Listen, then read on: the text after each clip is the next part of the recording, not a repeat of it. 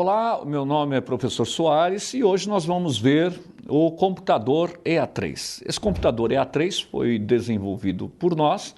Ele é similar a outros computadores circulares. A característica do computador de voo circular, especialmente a grande diferença do computador de régua, é na parte de trás, onde nós temos os cálculos de proa, velocidade, direção, velocidade do vento, são feitos não por um deslocamento de régua, como é mais comum, no Brasil se usa muito computador de régua, mas trabalha com batimento e vetores, né? Bom, mas na parte da frente desse computador que nós temos aqui, nós temos cálculos variados, como, por exemplo, transformação de unidades. Por exemplo, quilômetro, que é uma unidade de distância em milha náutica em quilômetro, milha terrestre e assim por diante.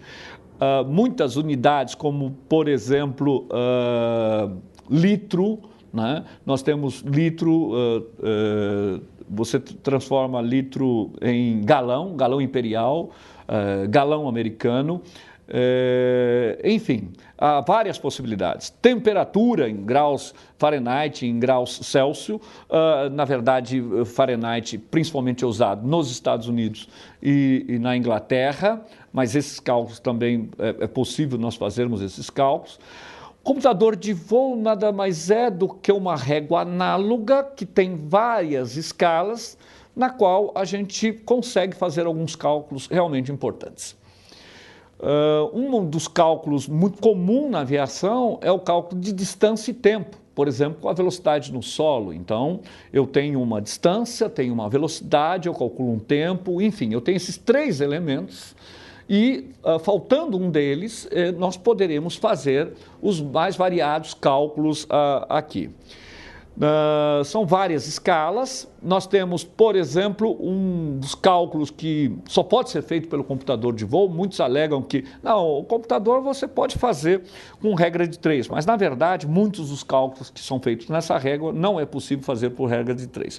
Por exemplo, cálculo de velocidade aerodinâmica. Por exemplo, nós temos que usar essa escala aqui, né? Nós temos a altitude e pressão e a temperatura, fazendo o ajuste da altitude e pressão com a temperatura, veremos a escala, nessa escala mais escura, a velocidade indicada ou velocidade calibrada, tendo na escala vermelha a velocidade aerodinâmica calculada.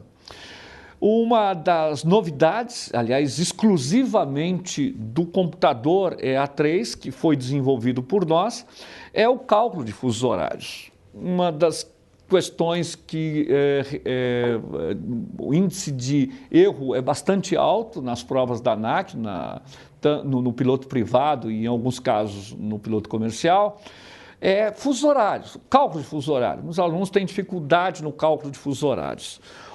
Como todos sabem, o horário utilizado na aviação é a hora Zulu, ou a hora média de Greenwich, também chamada de Universal Time Coordinated, que é a hora legal no meridiano de Greenwich.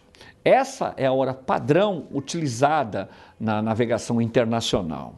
Pois bem, este computador, nós desenvolvemos uma escala, que é essa escala totalmente externa, na qual esses cálculos saem instantaneamente. Como você pode observar, nós temos aqui o meridiano de Greenwich e todas as possibilidades, o datum line lá no meridiano 180, atrás da Terra. Então, nós teríamos aqui o setor eco da Terra, com seus vários meridianos, nós teríamos o setor whisky da Terra, com seus vários meridianos e divisões. Essa escala vermelha indica a cada meridiano, de grau em grau, e ainda com uma divisão no meio, que é de 30 segundos. Ok? Bom, então vamos dar um exemplo simples aqui. Suponha que nós tivéssemos, por exemplo, a hora Zulu, normalmente é dada a hora Zulu, e digamos que seja 17 horas. Automaticamente, quando eu coloco o horário, porque nessa escala escura do disco transparente, nós temos os vários horários, então eu tenho divisões de minuto em minuto também aqui, E o que acontece? Se eu coloco 17 horas na hora Zulu, automaticamente eu terei o horário em cada meridiano da Terra, e com ainda de subdivisões de 30 minutos ainda, em cada meridiano, e subdivisões de 30 minutos. Então, estão determinados as horas legais nos meridianos centrais dos fusos horários.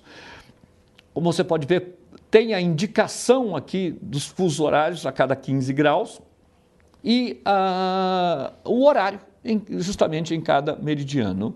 Né? Nós temos tanto a hora legal quanto a hora local. A hora legal estarão nos meridianos centrais, e a hora local, em cada meridiano, você tem um horário. Isso acontece instantaneamente quando você ajusta.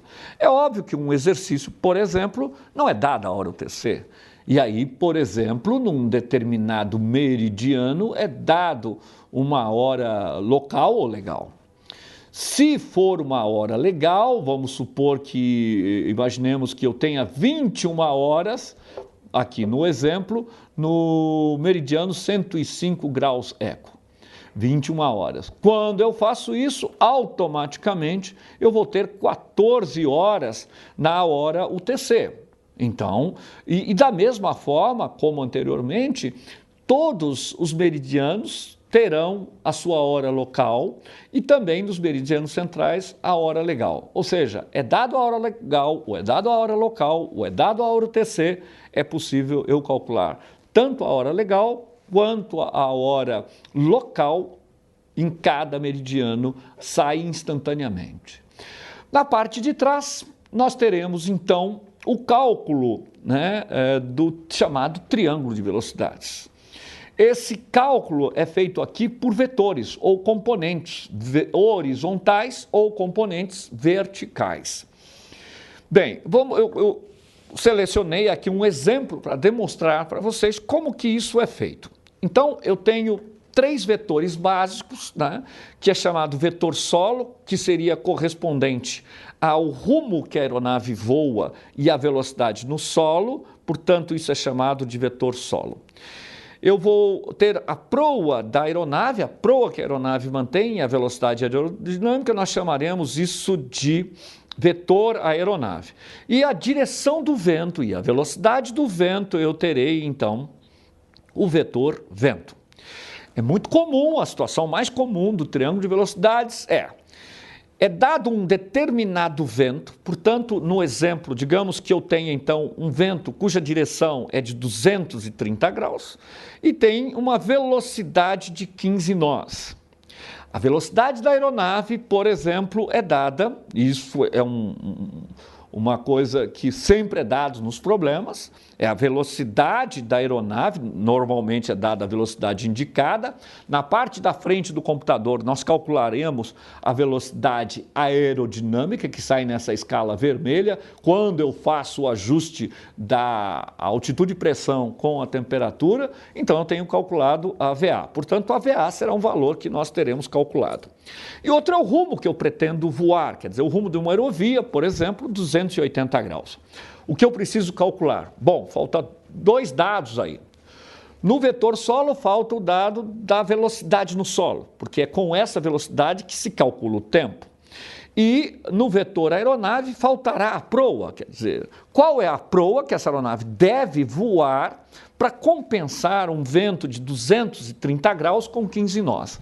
Portanto, são 2 informações extremamente importantes que têm que ser calculadas e o piloto, para fazer a devida correção, ele tem que fazer uma correção de deriva para este vento, que vai corresponder a uma proa, e, evidentemente, a velocidade no solo vai corresponder a um determinado valor diferente de VA em função deste vento.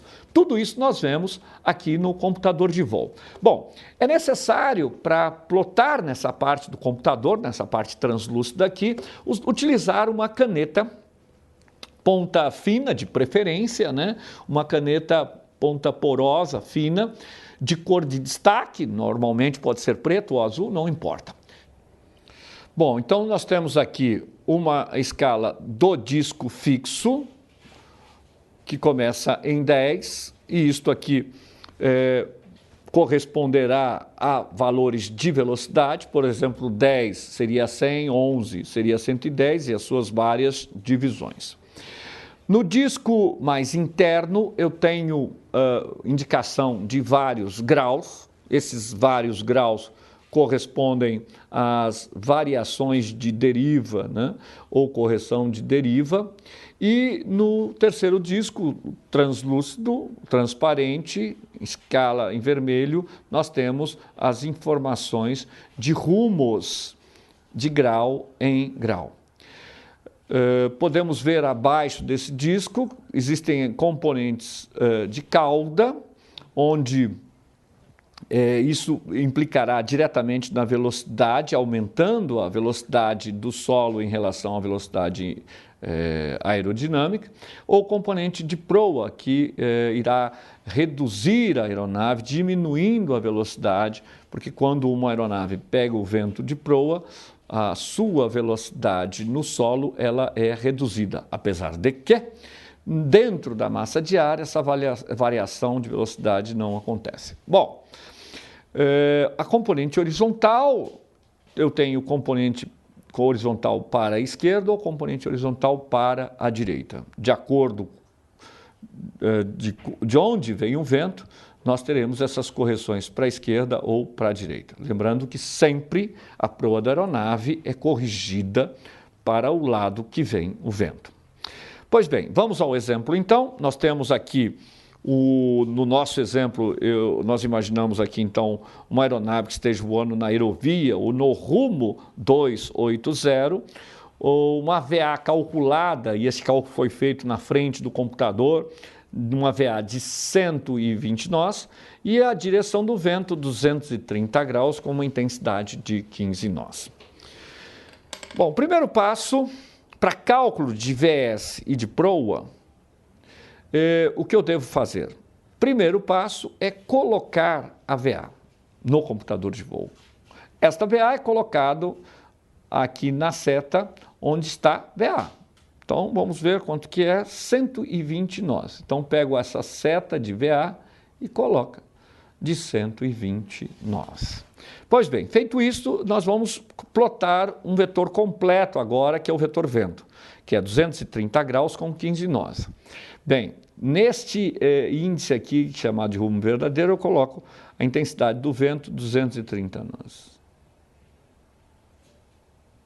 Pronto, nós plotamos aí 230 nós, ok? E eu tenho que colocar agora a intensidade do vento. A intensidade do vento é dada acima dessa circunferenciazinha que prende os discos, chamado muito comumente por grumete, mas enfim, eu coloco a intensidade do vento acima do grumete. Quanto que é isso? 15 nós. 15 nós. Faço uma marquinha pequena para registrar esse ponto com vento de proa de 230 nós. Bom, agora, uma vez plotado esse ponto, nós temos que ir para o rumo. Qual é o rumo? O rumo é 280.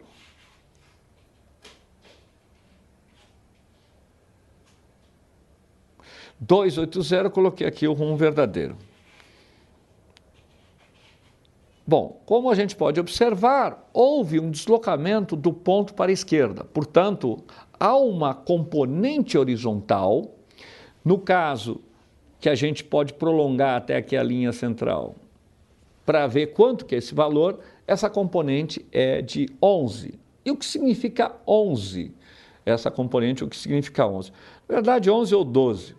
Bom, quando eu procuro esse valor 11 ou 12 na escala externa, eu observo que 12 corresponde a uma correção de deriva de 6 graus até 5. Mas, na verdade, a gente pode observar que o valor mais próximo é de 6 graus.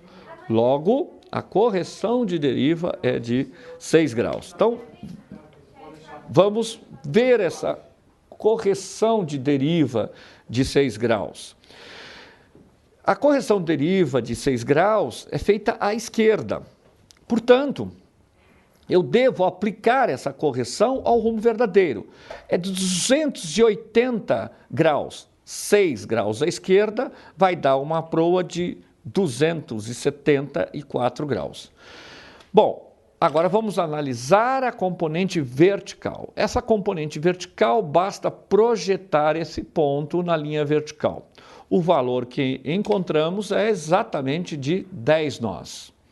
Bom, se eu tenho numa aeronave voando um vento de 10 nós, ou de componente de 10 nós, a velocidade aerodinâmica é 120, logo a minha VS será 110 nós, ou seja, exatamente de 10 nós de proa, que é a velocidade que a aeronave vai perder.